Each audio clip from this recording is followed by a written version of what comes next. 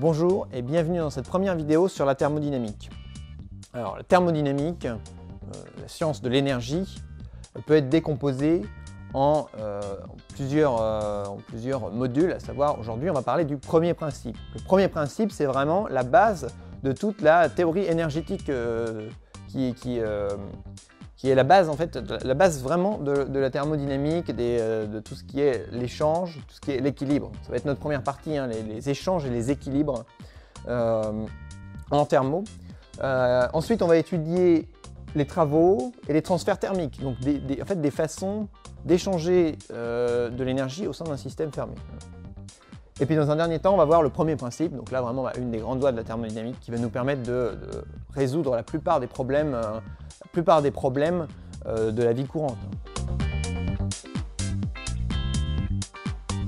Commençons par une introduction sur la nature même de ce qu'est la thermo. Donc, contrairement à tous les autres domaines de la physique, donc la thermo s'est développée un peu plus tard, plutôt au 19e, et on a commencé à se rendre compte qu'il était impossible de qualifier avec précision le mouvement, de mettre une équation hein, sur le mouvement de toutes les particules. Donc on a décidé d'utiliser des variables. Donc je vais vous parler de ces variables, très rapidement. Hein. Ces variables, elles sont de deux sortes.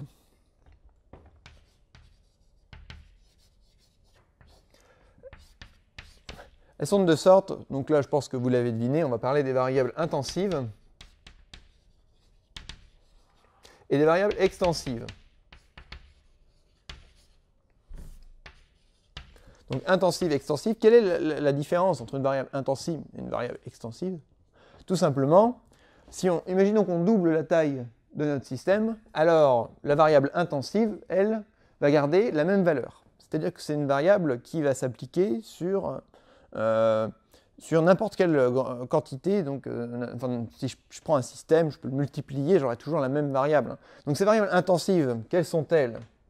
Bon, elles sont la température, la pression, elles sont la concentration par exemple.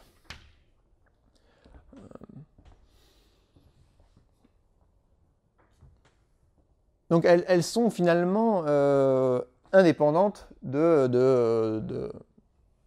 nombre de fois que je peux prendre mon système. Elles sont insensibles à la multiplication. À l'inverse, on a des variables qui sont dites extensives, donc qui définissent une quantité précise. Par exemple, si je prends un volume, c'est tout à fait précis. Si je double la taille de mon système, je double le volume. Je peux parler aussi de la quantité de matière. Je peux parler aussi... qu'est-ce que je pourrais citer comme autre variable? Donc là, bon, alors, évidemment, les variables de la thermodynamique qui apparaissent, hein, mais dans les variables extensives, je peux avoir tout ce qui est les surfaces, donc tout ce qui va apparaître comme élément donc, multiplicatif. Donc, on remarque que, par exemple, si je parle de volume molaire, oui, bon, évidemment, la masse, hein, bien entendu. Si je parle ici de volume molaire, alors finalement, j'ai fait quoi? J'ai fait le rapport de deux variables extensives. Donc finalement, le rapport de deux variables extensives, ça m'a donné une variable intensive. Parce que vous comprenez bien que le volume molaire, si je double la taille du système, finalement, je vais multiplier le volume par 2, je diviser la quantité de matière par 2, je vais bien avoir quelque chose qui va être intensif, donc conservé en fait. Ok, donc ça c'était pour la petite, pour une première introduction hein, sur ce qu'est la thermodynamique. Les outils d'abord. Pour étudier un système thermodynamique, il va falloir s'intéresser à l'échange en fait entre ce système et l'extérieur, ainsi qu'à l'état de notre système. Donc l'état qui va être qualifié soit par un état d'équilibre, soit par un état de régime transitoire. Donc, si on parle d'abord des échanges ils peuvent être de deux sortes. Hein. Donc, est-ce que vous voyez quel genre d'échange on peut avoir? Bon, on peut avoir des échanges de matière, et puis après on peut avoir des échanges d'énergie. Donc, les échanges de matière, en fait, ont lieu dans le cadre de systèmes dits ouverts.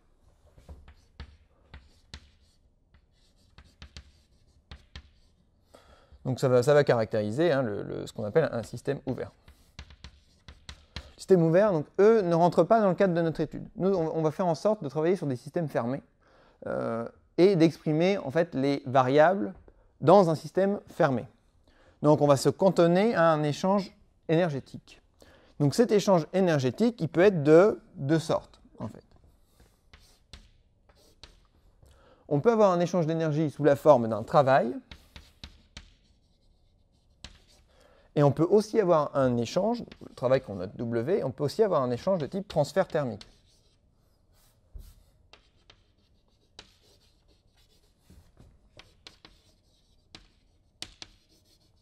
Transfert thermique qu'on note grand Q. Donc, du point de vue de l'étude pour l'instant, un travail et un transfert thermique, c'est équivalent. On verra tout à l'heure qu'il y a quand même une nuance. Donc, comment on fait quand un système, par exemple, se voit céder de l'énergie au milieu? Imaginons qu'on ait un système, donc ça c'est notre système thermodynamique, et là on a un transfert d'énergie.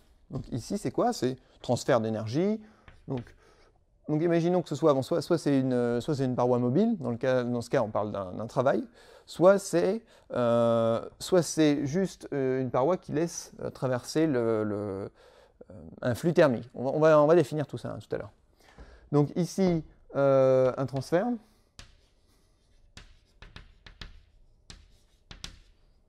Donc pour les transferts d'énergie, on va prendre un formalisme qui va nous permettre de d'écrire les transferts, en particulier en termes de signes.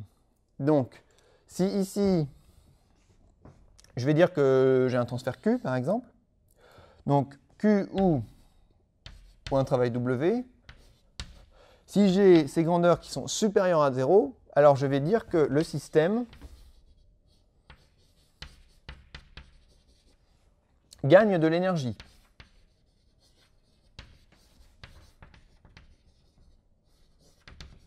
Donc si le système gagne de l'énergie, alors je suis plutôt dans le cas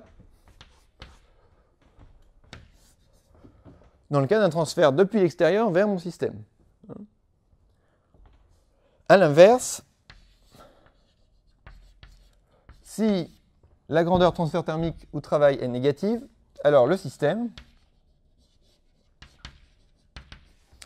perd de l'énergie. Donc je vais prendre ici un deuxième jeu de couleurs, donc perd de l'énergie. Et là, ça va se traduire par donc, cette première flèche qui symbolise un transfert d'énergie depuis l'intérieur vers l'extérieur. Donc finalement, là, je vais voir l'énergie de mon système diminuer. D'accord? Donc retenez bien ça, le formalisme. Ça, on peut tout à fait interpréter ça comme le système cède de l'énergie. Autrement dit, imaginez votre tasse de café, vous mettez la main sur la tasse de café, vous vous brûlez. C'est parce que votre système cède de l'énergie vers l'extérieur. Donc vous êtes le récepteur, donc vous êtes dans la situation où vous gagnez de l'énergie, et votre tasse est dans la situation où elle perd de l'énergie. Vous voyez la conservation énergétique, votre système thermodynamique donne de l'énergie et vous récupérez cette énergie. Donc passons à la description en termes de travail et de transfert thermique. Voyons ce que ça implique en fait. Donc on va faire un petit peu de vocabulaire sur ce que c'est qu'un équilibre thermodynamique. Donc l'équilibre thermodynamique peut se décomposer en fait dans trois situations qu'on va étudier assez souvent. Donc la situation 1, c'est pour un système quelconque. Donc l'équilibre thermodynamique sera vérifié si on a trois conditions qui sont l'équilibre interne, l'équilibre mécanique. Je vais détailler tout de suite je vais détailler la définition de ces différents termes.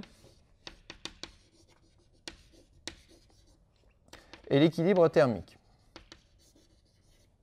Alors, qu'est-ce que ça veut dire? Bon, l'équilibre interne, Ça veut tout simplement dire que mon système, donc mes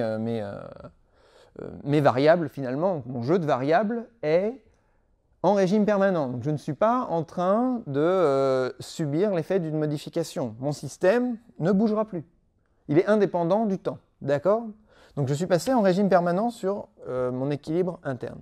Donc sur mes variables du système. L'équilibre mécanique, qu'est-ce que c'est? C'est tout simplement que les parois ne bougent pas. Donc, aucun mouvement des parois. Hein.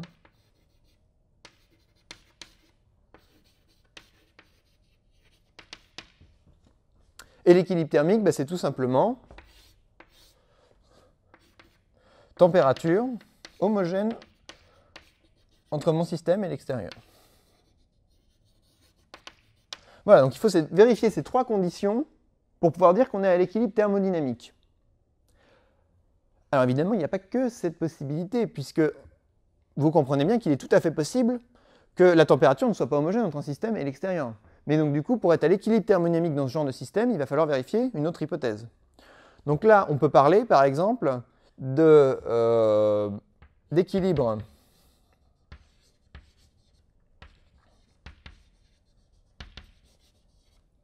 mécanique. Donc imaginons que j'ai vérifié l'équilibre mécanique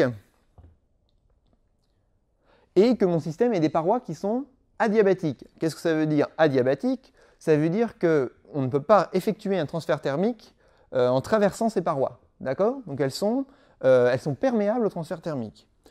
Donc si j'ai un équilibre mécanique et qu'en plus j'ai des parois adiabatiques,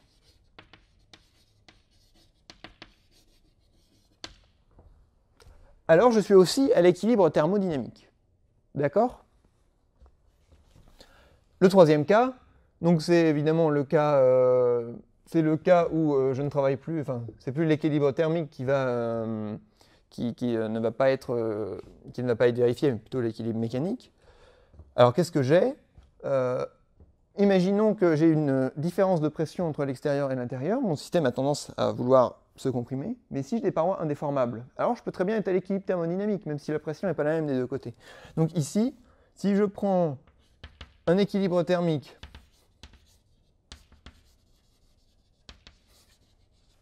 et des parois indéformables,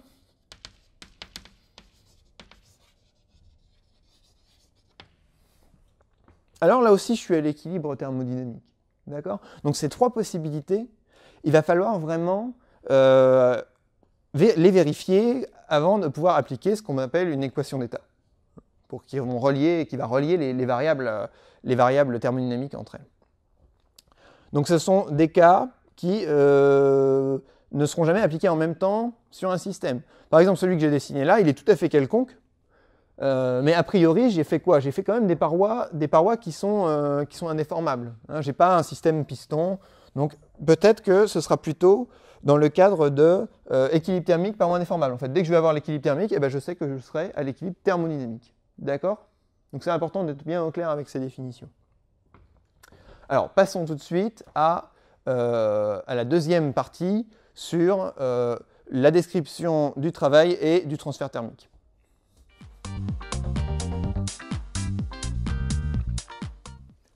On va s'intéresser à la force de pression sur ce piston. Donc cette force de pression, en fait, imposée sur un piston qui coulisse sans frottement, va nous permettre de qualifier ce qu'est le travail. Donc le travail des forces extérieures sur notre système. Notre système qui finalement est ce gaz qui au début avait un certain volume et qui à la fin se voit beaucoup plus compressé en fait, qu'au début. Donc du coup, on voit on comprend quand on parle de la compression que son énergie a augmenté. Mais alors du coup, en quel terme elle a augmenté? Donc, elle a augmenté proportionnellement au travail des forces de pression. Donc ici, si on prend donc une course dl de notre piston, quel est le travail de la force de pression? On écrit tout simplement que le travail, c'est le travail élémentaire, donc sur un petit élément dl, que bon, ici évidemment je l'ai fait un peu plus gros, ça va être la force de pression scalaire dl.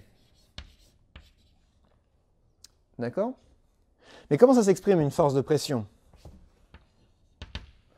Une force de pression,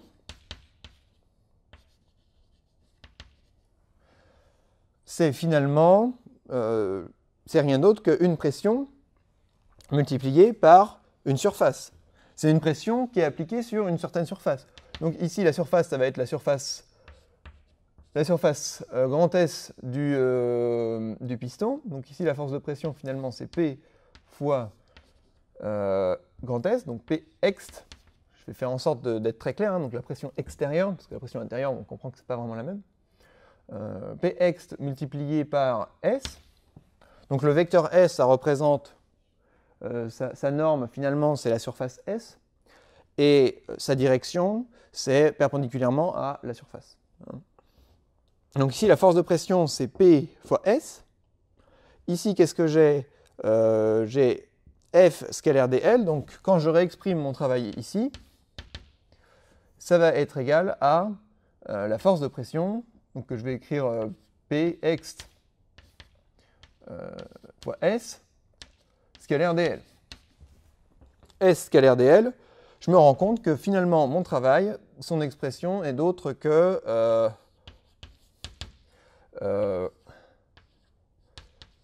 P dv ext. Donc le travail extérieur, le travail que l'extérieur en fait a appliqué sur mon système, c'est juste la pression extérieure fois la différence de volume extérieur. Donc comment je fais pour revenir à une expression qui va être plus relative à mon système? Tout simplement, je vais écrire la conservation du volume. Donc bon, je vais empiéter un petit peu sur le transfert thermique.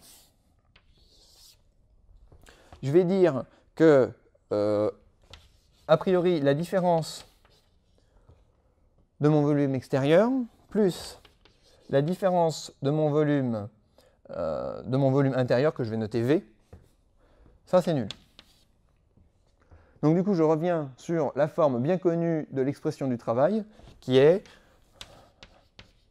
delta W est égal à moins P ext dV, avec dV, la modification du volume de mon système. D'accord? Donc le transfert thermique, ça va être assez différent, parce que lui, il va qualifier des actions qui sont plus difficiles à percevoir. C'est un ensemble d'actions de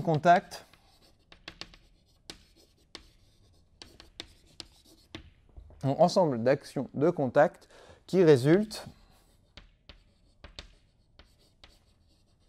en l'échange d'énergie, en un échange énergétique.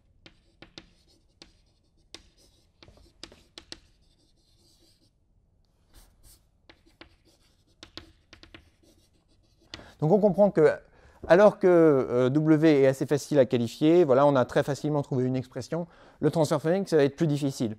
Donc il va falloir juste se rattacher à quelques notions. Donc ça va être un ensemble d'actions de contact. Donc par exemple, quand vous mettez une casserole sur une plaque chauffante, là vous avez un transfert thermique. Vous n'avez aucune variation de volume, mais vous voyez bien que vous avez transfert en fait, de l'énergie de la plaque vers la casserole.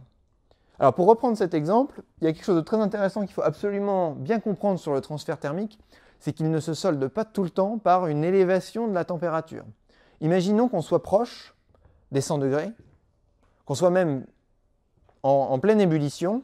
Alors si vous mettez cette casserole donc, sur une plaque chauffante, vous avez transfert thermique, mais vous n'avez pas augmentation de la température. Vous êtes bloqué à la température d'ébullition.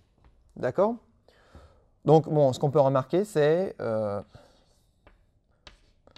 donc Q supérieur à 0, donc le milieu donne de l'énergie à mon système. Donc, ça n'a rien à voir avec augmentation de température. Ça n'a rien à voir. On donne de l'énergie, mais ça ne se traduit pas toujours par une augmentation de la température. Ça peut se traduire par une augmentation de la pression du volume. Dans un dernier temps, parlons du premier principe, qui est une des lois fondamentales de la thermodynamique, et effectuons une petite application pour nous l'approprier. Alors, qu'est-ce que dit le premier principe? Alors, ce premier principe dit que pour tout système thermodynamique, à savoir Donc, les objets, les corps, donc tout ce qui est les astres et autres. Hein. Tout système thermodynamique, il existe une fonction d'état U. Alors, qu'est-ce que c'est U? U, ça va tout simplement être la somme des contributions microscopiques, une énergie interne qui va être difficile à définir, mais dont on peut définir les modifications, donc les variations. On va pouvoir parler de delta U. Cette fonction d'état U, donc énergie interne, elle est additive et extensive, telle que pour tout transfert avec un échange énergétique, donc de travail ou de transfert thermique, on est, donc cette loi générale qui nous dit que la variation de l'énergie interne, donc énergie plus énergie cinétique macroscopique, donc je parlerai un petit peu de ce terme, ça finalement ce sera égal au transfert thermique plus au travail. Donc, qu'est-ce que c'est ce grand EC? Eh bien, c'est tout simplement l'énergie cinétique macroscopique de notre système. C'est-à-dire que si vous avez un système qui se déplace dans un train, il va falloir prendre en compte son énergie cinétique. Donc, en pratique, on ne considère pas ce terme. Donc on trouve la loi générale que la variation d'énergie interne, c'est égal au transfert thermique plus au travail. Donc appliquons tout de suite ce premier principe à ce qu'on appelle la détente de Joule-Gay-Lussac. Alors, est-ce que vous savez ce qu'est la détente de Joule-Gay-Lussac? C'est tout simplement un système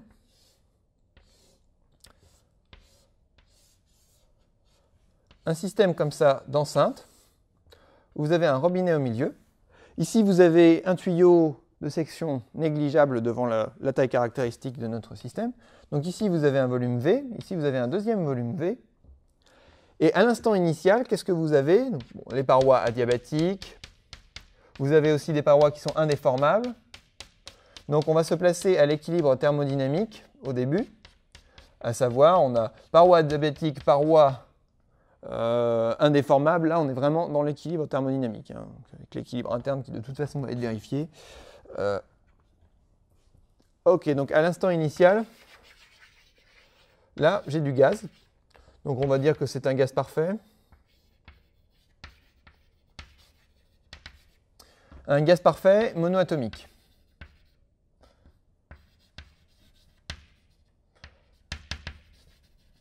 Donc je rappelle que gaz parfait, ça veut dire que les molécules sont considérées sans interaction les unes avec les autres. Et monoatomique, ça peut être par exemple de l'argon, ça peut être de l'hélium, du krypton. Les gaz rares en général sont souvent monoatomiques. Donc là on a du gaz à l'instant t égale 0, et là on a du vide. Et donc évidemment, ce qu'on va faire, c'est AT égale 0, on décide d'ouvrir le robinet.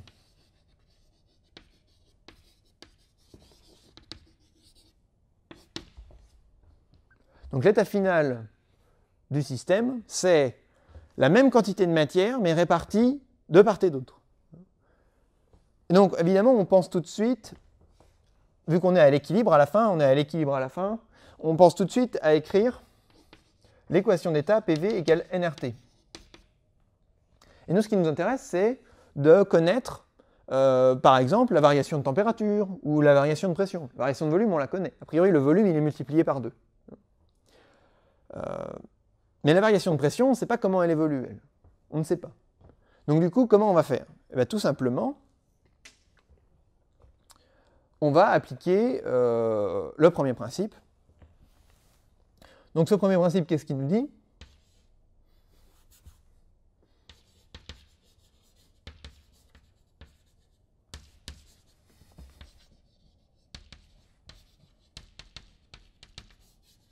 Le premier principe, il nous dit que la variation d'énergie interne, elle est égale à la somme du travail et du transfert thermique. Alors, comme d'habitude, quand on a une équation générale en physique, on essaie de la simplifier. Ici, que vaut le transfert thermique? Sachant que les parois sont adiabatiques. 0. On n'a aucun transfert thermique. Aucun échange avec l'extérieur. Donc, du coup, ici, j'annule le transfert thermique en expliquant que j'ai des parois adiabatiques.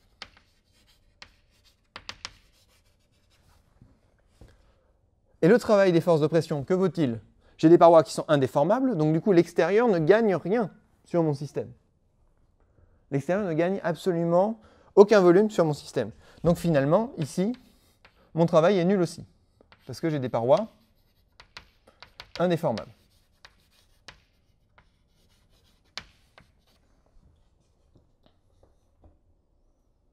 Alors bah, finalement,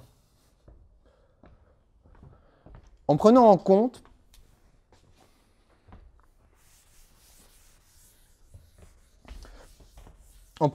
le fait que je peux appliquer la première loi de Joule à un gaz parfait monoatomique, alors je peux relier directement la différence d'énergie interne avec la température. Ainsi,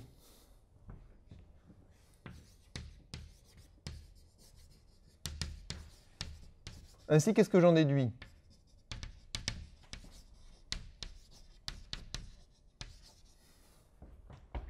J'en déduis que la variation d'énergie interne, c'est égal à... C'est proportionnel à la variation de température, en considérant que CV évidemment est constant en fonction de la température. Alors du coup, si mon delta U est nul, alors ma variation de température vaut 0. Voilà, donc avec le premier principe, on a résolu le système, alors que ça aurait été strictement impossible de résoudre juste avec l'équation d'état qui qualifie l'état d'équilibre au début et l'état d'équilibre à la fin. Là, je sais que ma variation de température est nulle, donc, a priori, ce qui va se passer, c'est que je vais avoir une augmentation de mon volume qui va être inversement proportionnelle à l'augmentation de la pression. J'espère que vous avez bien compris comment on résout les problèmes de thermodynamique.